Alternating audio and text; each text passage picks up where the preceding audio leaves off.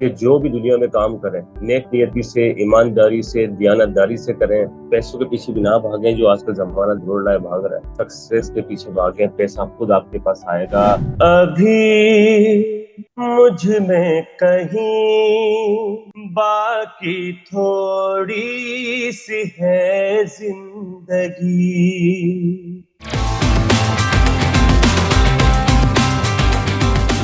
अस्सलाम वालेकुम मिस्टर्स, आप सुन रहे हैं स्टार स्ट्रक। मैं हूं आपके साथ आपकी आरजे खान और मेरे साथ मौजूद हैं आज एक बहुत ही जबरदस्त पाकिस्तानी सिंगर शराज गुलजार।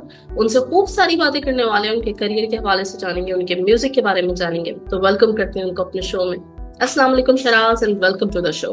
वालेकुम अस्सलाम, और आपका बहुत शुक्रिया कि आपने मुझे अपने शो के अंदर इनवाइट किया। Thank you so much. और आपको सबसे पहले तो मुबारक हो, आपका जो अभी रिसेंट ट्रैक आया तो मैं हारा उसके जी लिए जी। बहुत ज्यादा, तो हम उसके बारे में भी जानेंगे, आपके और जो म्यूजिक है उसके बारे में जानेंगे। मैं हारा पे आने से पहले सबसे पहले तो मैं ये पूछना चाहूंगी कि कैसे, मतलब म्यूजिक में कैसे आए, कैसे ख्याल आया, कब से स्टार्ट हुआ था इसका? म्यूजिक में आने का एक इत्तेफाक था, किस तरीके से आया कि शौक बचपन से था और फिर ये जुनून में तब्दील हुआ, और ये 2022 के अंदर मुझे जुनून में कन्वर्ट हुआ कि मुझे ऐसा कुछ करना चाहिए, एज आर्टिस्ट, एज प्रोफेशनल चीजें करना चाहिए। और क्योंकि काफी लोग मुझे कहा करते थे कि यार आप में टैलेंट है और आप अपने इस टैलेंट को उजागर करें ताकि दुनिया देखे। तो 22 से मैं एज अ प्रोफेशनल चीजों में मैं इन हुआ, और काफी चीजें मुझे इन होकर अचीवमेंट मिली, और मुझे जितनी जल्दी ये चीज सक्सेस मिली कि मैं जितना ऊपर वाले का शुक्र अदा करूंगा। अच्छा, 22 से आपने प्रोफेशनली शुरू किया है, तो उससे जी पहले जी क्या जी। सीन था? मतलब उससे पहले कहाँ गाया करते थे, अपने दोस्तों वोस्तों को सुनाते थे, क्या करते थे? देखिए, उससे पहले स्कूल के अंदर जब हम छोटे हुआ करते थे, आपको पता है कि वहाँ पे नेशनल सॉन्ग्स और इसके अलावा नात वगैरह और जितने भी हम चीजें किया करते थे। उसके बाद फिर ये सिलसिला चलता रहता था, दोस्तों में गुनगुनाना और ये सब चीजें, लेकिन कभी भी इतना सीरियसली लिया था इसको। तो फिर ऐसा महसूस हुआ मुझे भी कि यार आपके अंदर ये टैलेंट मौजूद है, आप इसको पॉलिश करें और आगे निकलेंगे। फिर वो भी लोग जुड़ते गए, कारवां चलता रहा, और आज ये यहाँ तक है कि आपके साथ मौजूद है आपकी शो के अंदर। जी, अच्छा मेरे तो लिए ऑनर ये की बात है। जी, अच्छा शराज ये बताएं कि कौन सी सिटी से ताल्लुक है आपका पाकिस्तान के? मेरा पाकिस्तान में कराची सिटी से ताल्लुक है कराची से मेरा। ताल्लुक है, अच्छा ग्रेट, जी जी। जबरदस्त। तो कराची में मतलब अगर बताना चाहें कौन से इलाके से थे, क्या सिलसिला पढ़ाई वगैरह का किस तरह से रहा, कैसे स्टूडेंट हुआ करते थे आप? जी, मैं कराची के अंदर नाजमात के इलाके से मेरा ताल्लुक है, हम्म। और वहीं मेरा स्कूल है, और वहाँ से सारा सिलसिला स्टार्ट हुआ स्कूल से। तो पढ़ाई के अंदर मैं बहुत अच्छा था और अभी भी अच्छा हूँ, लेकिन बात दरअसल ये, जो अच्छे पढ़ाई में होते हैं वो सब चीजें मैनेज करते हुए चलते हैं, और जो मैनेजमेंट के साथ में आज आपके साथ मौजूद हूँ, ये सब उसी का हिस्सा है। तो जबरदस्त, तो ये आप बड़ी ये कह अच्छी बात है। सकते हैं। मतलब यूजुअली ये होता है कि जो आर्टिस्ट लोग होते हैं ना, उनका मतलब ये कहना होता है कि बस पढ़ाई में ठीक थे, मतलब हमारा ज्यादा रुझान इस तरफ था, लेकिन आपके मामले में देखिए, अच्छी बात है। मैं समझता हूँ पढ़ाई बेसिकली नीड है, शऊर सिखाती है आपको। बहुत से हम्म। लोग पढ़ाई इसलिए करते हैं कि यार हमें जॉब मिल जाए, ये मिल जाए, ये इसका ताल्लुक जॉब से कोई कंसर्न नहीं है ना। तो बात दरअसल ये है, आपको शऊर जब सिखाती है तो आपको हर जिंदगी के मरहले में आपको ये चीजें काम आती हैं कहीं ना, और इसका हम्म। आपका जिंदगी से बड़ा हिस्सा होता है। तो आपको ये है कि शऊर होना बहुत जरूरी है हर चीज का। सही सही। ये है। कराची, कराची से ताल्लुक के बाद ना बहुत मतलब एक जो चीज है वो आ जाती है कि पहले मतलब थोड़ा, मतलब अगर हम पहले चले जाएं तो कॉन्सर्ट्स वगैरह भी बहुत होते थे कराची में। जी जी मतलब जी। कॉन्सर्ट्स भी हो रहे ऐसा ही होते थे, है। इस तरह के कुछ छोटे ऐसा ही मोटे है। स्ट्रीट फंक्शंस भी मुनक्कद होते रहते थे। जी तो जी जी जी। आपका इस तरह का मामला मतलब रहा, कुछ एक्सपीरियंस रहा था बचपन में, किसी का कॉन्सर्ट आपने जाके देखा हो, एंजॉय किया हो? क्योंकि हम लोगों का बड़ा था कि कराची में, क्योंकि मैं भी पली बड़ी हूँ, तो जी कॉन्सर्ट्स जी होते थे, जाते थे हम लोग अपनी फैमिली के साथ और सब कुछ ना, तो बड़ा एक अच्छा ठीक है। माहौल था। इंस्पिरेशन कौन थी उस वक्त, अगर मैं खासतौर पे स्टेज परफॉर्मेंस की बात करूं आपसे? देखिए, अगर स्टेज परफॉर्मेंस के हवाले से मेरा इतना एक्सपीरियंस नहीं रहा कि मैं कॉन्सर्ट देखने गया, लेकिन रिसेंटली 2022 की बात है, जब मेरी जर्नी स्टार्ट हुई तो अली जफर साहब का मैंने कॉन्सर्ट देखने का इत्तेफाक हुआ, और उसमें मेरी परफॉर्मेंस भी थी। बट मतलब आओ। बट हाँ, लेकिन मेरी कुछ वजूहत की वजह से वो मैं परफॉर्मेंस नहीं कर पाया। तो लेकिन मैं वहाँ खड़े होकर एक चीज ऑब्जर्वेशन कर रहा था, खड़े होकर साइड पे, जब अली अजमत एक स्टार है, पाकिस्तान का नाम है पूरी दुनिया में, तो मैं उनको जब उनको देख रहा था, उनको परफॉर्म करते हुए सब चीजें कि वो किस तरीके से परफॉर्म कर रहे हैं, किस तरह ऑडियंस को लेके चल रहे हैं, तो मैं खड़े होकर सोच रहा था, मैं ये सोच रहा था एक वक्त आएगा कि इंशाल्लाह मैं भी इस मकाम पे होऊंगा और मैं इस तरह का कॉन्सर्ट कर रहा हूँ। मैं उनकी सब टेक्निकल चीजें देख रहा था। लोग तो कॉन्सर्ट में एंजॉय कर रहे थे, मैं टेक्निकल चीजें देख रहा था, उनकी बॉडी के मूवमेंट, उनके एक्सप्रेशंस, वो सारी चीजें म्यूजिशियंस को लेके कैसे चल रहे हैं। तो जाहिर बात है उनको लॉट ऑफ एक्सपीरियंस है, तो ये सब चीजें सीखने को मिलती है, कॉन्सर्ट में जाना चाहिए और बड़े आर्टिस्ट के। अच्छा, जो मैं पसंद जो लाइक करता हूँ, पहले बॉलीवुड की बात करता हूँ, क्योंकि जाहिर बात है सबके कुछ ना कुछ फेवरेट्स होते हैं। तो हम जिस एज में थे तो उस वक्त सोनू निगम साहब को मैं बहुत सुना करता था। शान हो गए और उदित नारायण साहब हो गए, और लता के जाहिर बात है कि हमने सॉन्ग उस दौर में तो नहीं सुने, लेकिन इस दौर में सुने हैं।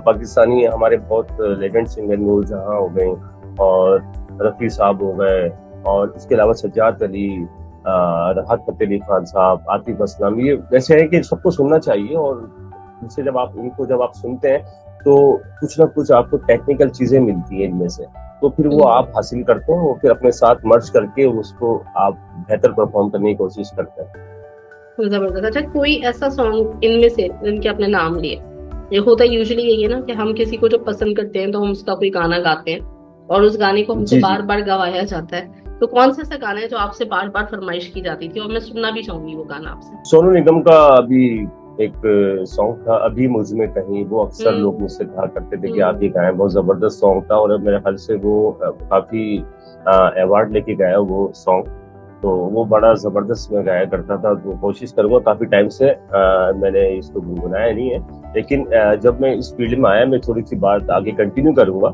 सॉन्ग से पहले। अच्छा, जब मैंने एक अपने अंदर से एक चीज मैंने सीखी कि आपने अपनी पहचान बनानी है किसी भी चीज के अंदर। अगर जस्ट इमेजिन मैं नूर जहां का गाना गा लेता हूँ, लता का गा लेता हूँ, सोनू निगम साहब का गा लेता हूँ, सज्जाद अली का गा लेता हूँ, उन्होंने जो गाना गा दिया वो जाहिर बात है उनकी जबान से निकला है, उनकी सब अल्फाज है, मैं उनसे अच्छा भी प्ले कर लूंगा। मतलब आप देखते हैं मुकाबले होते हैं बहुत से, और बहुत अच्छा ओरिजिनल गाने से अच्छा लोग गा देते हैं, आपने अक्सर देखा होगा कि ओरिजिनल से ज्यादा अच्छा गा देते हैं। लेकिन आप ओरिजिनल से अच्छा गा लेंगे, लेकिन आप उस मकाम तक नहीं पहुंच सकते। इसी की वजह से मैं अपने सॉन्ग इसलिए लेके चला हूँ कि मुझे किसी के सॉन्ग नहीं गाने ना, मैं जो पहचान है वो शिराज गुलजार, या लोग इंतजार करते हैं शिराज गुलजार के न्यू सॉन्ग आने वाला है, तो वो कुछ ना कुछ डिफरेंट होगा। आज मुझे अच्छा लगता है जो मेरे आप जारी बात है, आप मेरे सॉन्ग का नेम लेंगी या कोई अनदर पर्सन बोलता है यार आपका ये सॉन्ग बहुत अच्छा था, तो खुशी होती है अंदर से कि यार वो मेरी चीज है, बड़ी मेहनत है, उसके साथ एक जर्नीज होती है। बहरहाल मैं गुनगुनाऊंगा,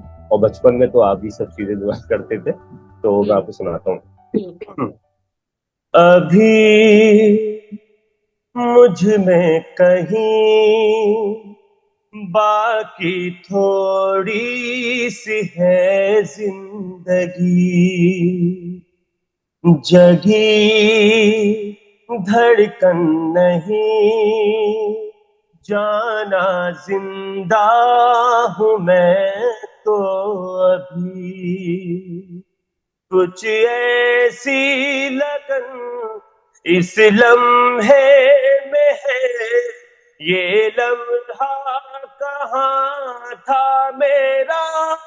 जबरदस्त जबरदस्त, बहुत आला बहुत आला। अच्छा शराज, तो फिर ये होता है कि मतलब जब बंदा रियलाइज कर लेता है कि उसने सिंगर बनना है, तो अब उसके सामने जो मरहला आता है ना, वो ये होता है कि उसने एक तो कौन सा गाना होगा जो कि वो गाना चाहता है, फिर प्रोसेस क्या रहेगा, मतलब किस तरह से ये अभी उस प्रोडक्शन तक जाना है, कोई चांस देने वाला है कि नहीं है, ये सारे के सारे जो काम है ये एक सवालिया निशान होते हैं एक न्यू कमर के लिए, एक न्यू आर्टिस्ट के लिए।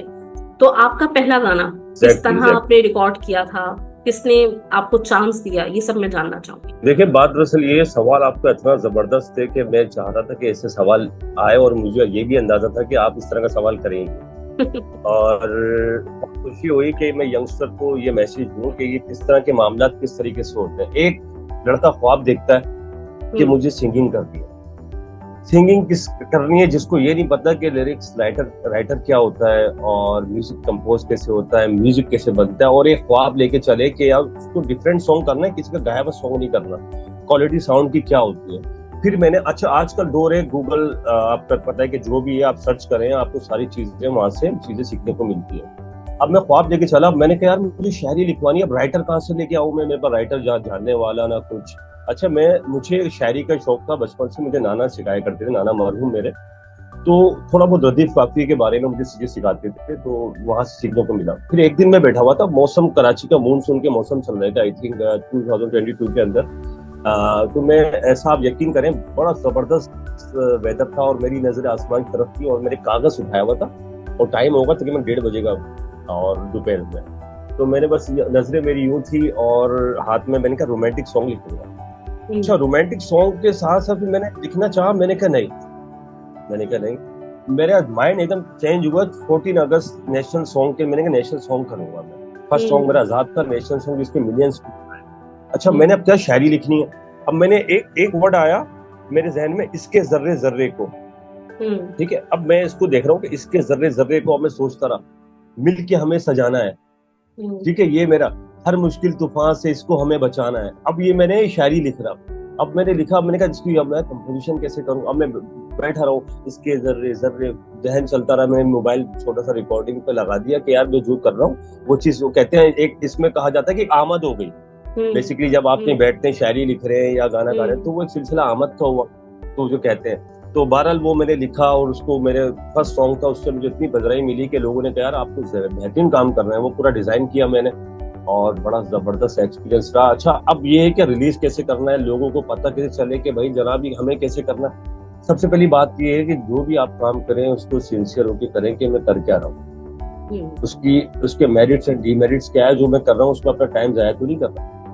और सबसे पहले देखना है कि आप जब ऑडियो क्वालिटी में जब आप काम कर रहे हैं, उसकी ऑडियो क्वालिटी कैसी होना चाहिए, उसकी वीडियो क्वालिटी कैसी होना चाहिए।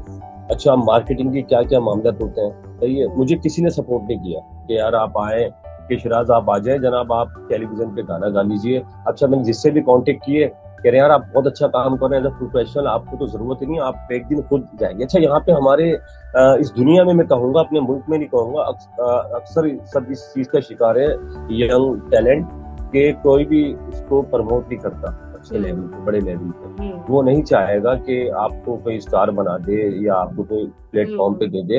अच्छा, ऐसा है, अगर आप पुरानी जर्नीज देखेंगे किसी न किसी की, मैंने आतिफ असलम का भी इस बारे में सुना, स्ट्रगल करी, और अली जफर साहब का भी, कि उनको किसने सपोर्ट किया, आगे आए, फिर उन्होंने गाना गाया।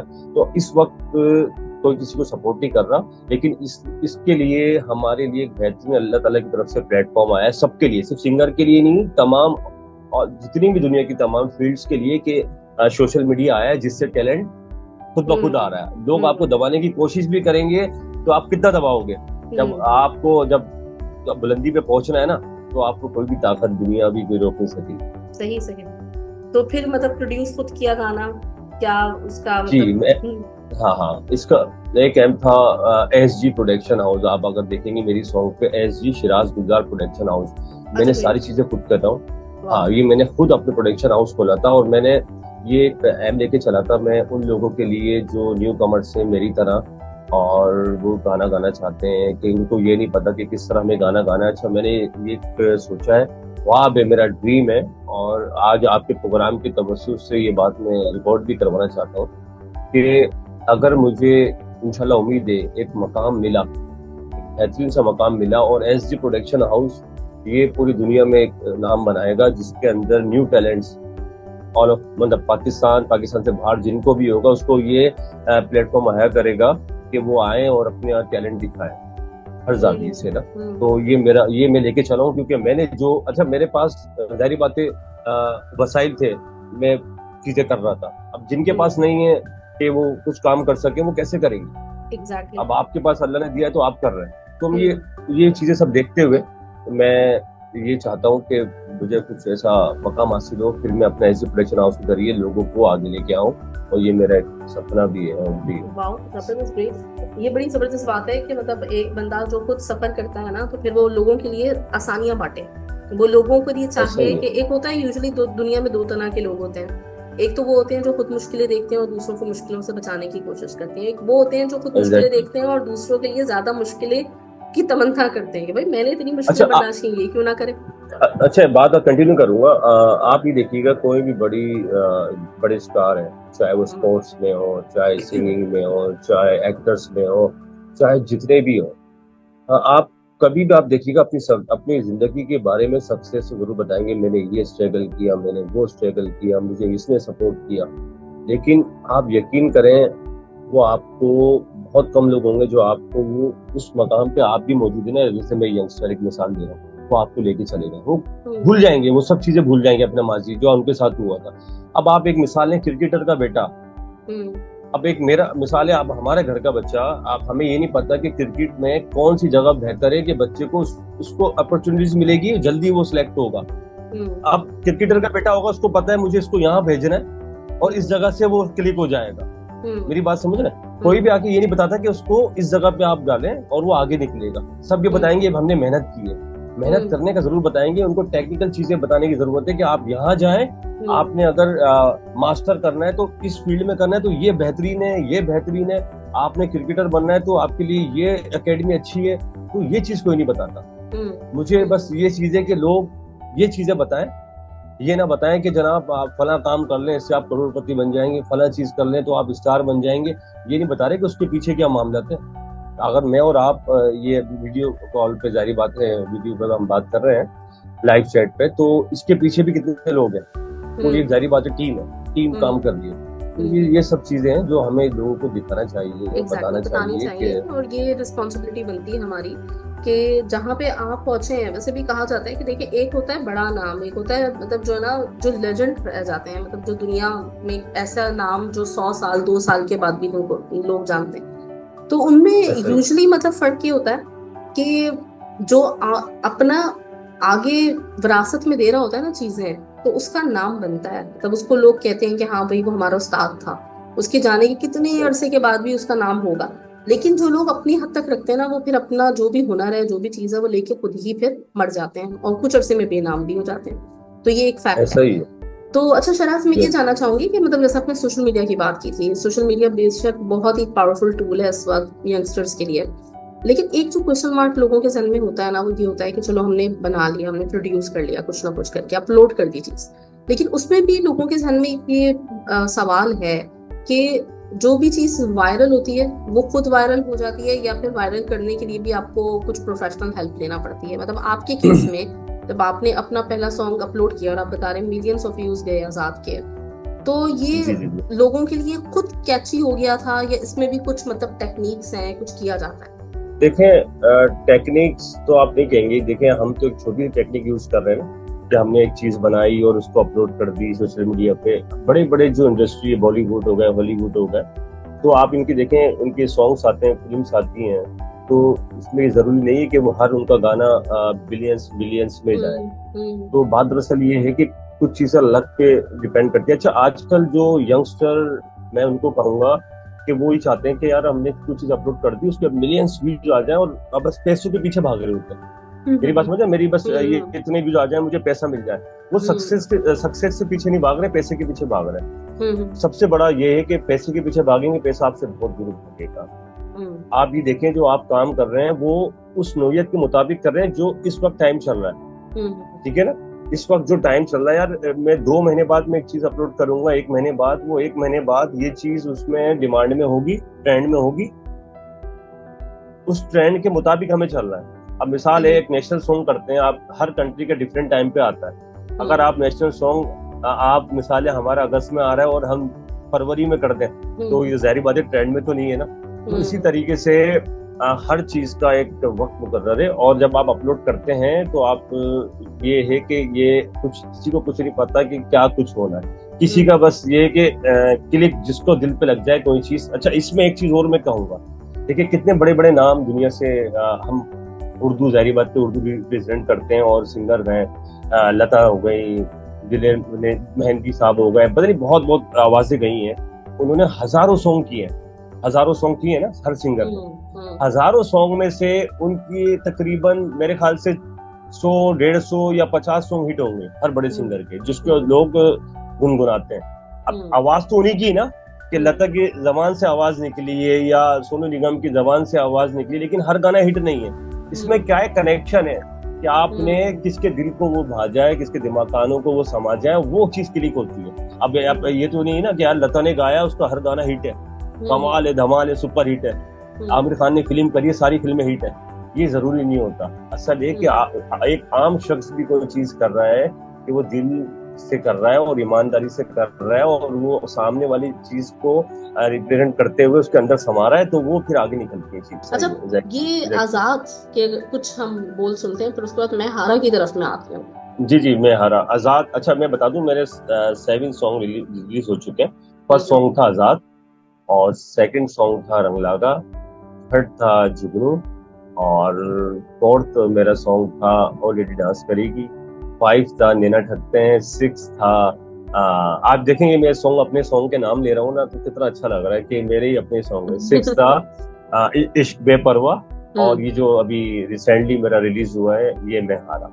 तो आजाद थोड़ा सा सुन लेते हैं, क्योंकि वो पहला गाना, और पहला गाना इंसान को कभी नहीं भूलता अपना, वो मतलब एक खास जगह होती है। वो सुनते हैं, फिर आएंगे ये जो अभी रिसेंटली आपका सॉन्ग मैं हारा रिलीज हुआ है उसके बारे में जानेंगे। वतन के शहीदों का लहू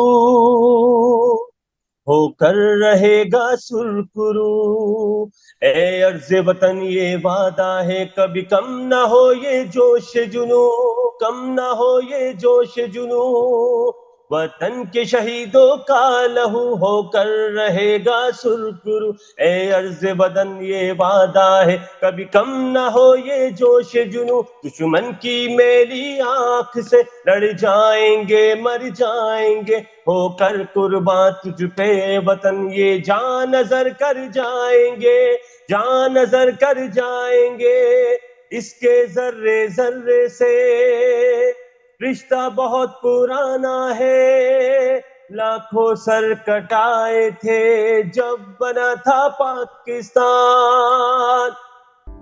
इस तरीके का था ये सॉन्ग। बहुत आला, सही। अब आ जाते हैं मैं हारा।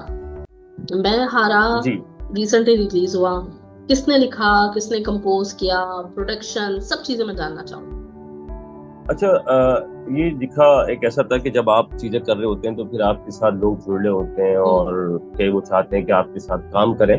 तो मेरे साथ भी ऐसा सिलसिला हुआ कि मेरे मार्केटिंग मैनेजर जो मैंने रखा हुआ सब चीजें वो हैंडल करते हैं, तो वो उन्होंने कहा यार कि मुझे लिरिक्स मेरे पास मौजूद है, वो लिखते भी हैं और कंपोजिशन भी है। तो फिर मैं उनके साथ मिलके इसकी प्रिपरेशन की और उसके बाद ये मैंने सॉन्ग किया। इसको मैंने लिरिक्स नहीं लिखी, तो फिर हमने इसको करा और उन्होंने मेरी वीडियो शूट किया और सब चीज़ें उन्होंने की और उसके साथ में मिलकर और ये चीज़ आई है। आप सुनिएगा कि कैसा लगा है आपको ये ना। तो उसकी जर्नी ये थी कि हमने इसको लिखा और बहुत डिसेंट सॉन्ग था, बहुत डिफरेंट था, जो आजकल चीज़ें चल रही हैं उसके हिसाब से था ना।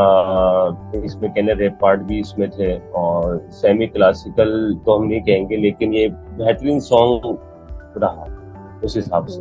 अच्छा, गाने का प्रोसेस आपका क्या होता है शराज? पहले आप उसके लिरिक्स लिखते हैं या पहले आप उसकी कॉम्पोजिशन बनाते हैं? किस तरह से गाना आगे बढ़ता है? अच्छा, सबसे पहले कि आपने सॉन्ग जो करना है वो किस स्टाइल में सॉन्ग करना है, पॉप करना है, हिप हॉप करना है, सेमी क्लासिकल है, क्लासिकल है, कव्वाली स्टाइल है, आपने जॉनर सेट करना होता है कि मुझे इस चीज में जाना है। फिर हम उसके लिरिक्स लिखते हैं, ठीक है, लिरिक्स आपने उसके मुताबिक लिखे हुआ है। उसके बाद फिर आप कंपोजिशन की तरफ जाते हैं कि आपने उसको किस तरीके से इसकी कंपोजिशन करनी है। जब कंपोजिशन हो जाती है उसके बाद थर्ड मरहला आता है म्यूजिक का, कि इसके हिसाब से कौन सा म्यूजिक बेहतर रहेगा। तो फिर ये सारी चीजें मिलके फिर ये एक सॉन्ग बनता है, फिर शक्ल में। फिर उसके बाद इसकी रिकॉर्डिंग्स पे जाते हैं, ठीक है, फिर रिहर्सल्स होती हैं, फिर रिकॉर्डिंग पे जाते हैं, फिर उसको सुनते हैं कि इसमें कहाँ पे कहाँ गलतियां हैं, वो सब उसको हम ठीक कर रहे होते हैं। फिर मिक्स एंड मास्टर पे जाता है, फाइनल होता है, और उसके बाद फिर ये जब कंप्लीट हो जाता है उसके बाद हम जाते हैं फिर वीडियो की तरफ कि इसको हम किस तरीके से वीडियो हम करें, इसको ये क्या नीड है, इसमें वीडियो की क्या चीज कर सकते हैं। तो फिर हम उसको वीडियो की तरफ लेके जाते हैं। फिर ये भी प्रोसेस है, फिर मार्केटिंग के हवाले से सोचते हैं, सारी चीजें होती हैं। तो आसान नहीं है, कि ये प्रोसेस है हर चीज का। अच्छा, मैं हारा हम थोड़ा सा सुन लेते हैं और फिर हम अगली बात करते हैं। मैं हारा, हाँ मैं हारा, इश्क से हारा, दर्द सहारा, मैं हारा, हाँ मैं हारा, इश्क से हारा, दर्द सहारा। बाकी आपको सॉन्ग यूट्यूब पे जाके सुनना होगा पूरा। चले सही। चले बिल्कुल हम YouTube पे भी सुनेंगे और अपने हम सुनवाएंगे भी अपने लिस्टर्स को, तो वो तो डेफिनेटली मतलब सुनेंगे और फिर मैं आपको जी, जी। फीडबैक भी दूंगी कैसा लगा लोगों को। जी अच्छा, तो अब अपकमिंग क्या है, फ्यूचर प्लान्स, नया कोई आने वाला गाना, जी किस जी तरह का म्यूजिक करना चाहते हैं? जी जी थैंक यू सो मच। आपके साथ बड़ा अच्छा इंटरव्यू रहा मेरा, और सुनने वाले देखने वालों के लिए मेरा एक ही पैगाम है कि जो भी दुनिया में काम करें नेक नियति से, ईमानदारी से, दयानतदारी से करें, और पैसों के पीछे भी ना भागें जो आजकल जमाना दौड़ रहा है, भाग रहा है। सक्सेस के पीछे भागें, पैसा खुद आपके पास आएगा। और यकीन करें कि और माँ बाप की खिदमत करें, उनकी दुआएं लें, वही सबसे बड़ी आपकी दुनिया के अंदर कोई आपके लिए सरमाया है। वही सब चीज़ों की दुआ जब लग गई ना तो सारी चीज़ें आसान हो जाएंगी। इंशाल्लाह इंशाल्लाह। चलिए ये शिराज, मेरा थैंक्स अ पैगाम। लॉट, अपना बहुत बहुत ख्याल रखिएगा, फिर हम करीब मिलते हैं आपसे। थैंक यू, इंशाल्लाह, thank you so much. Bye bye.